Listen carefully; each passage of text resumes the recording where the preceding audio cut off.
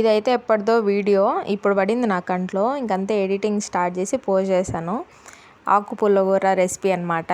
First ఆకు అంతా clean చేసుకోవాలి. తర్వాత ఆయిల్లో జీలకర్ర, తెల్లగడ్డలు ఎక్కువ వేసుకుంటే బాగుంటుంది పుల్లగూరలకి. తెల్లగడ్డ ఇంకా ఎర్రగడ్డ వేసుకొని ఫ్రై చేసుకున్న తర్వాత ఎండుమిరకాయలు వేసుకోవాలి. తర్వాత టమోటా వేసేసి బాగా ఫ్రై చేసుకోవాలి. తర్వాత ఆకు బాగా 2-3 టైమ్స్ క్లీన్ చేసుకోవాలి, ఎందుకంటే మట్టి ఉంటుంది కదా.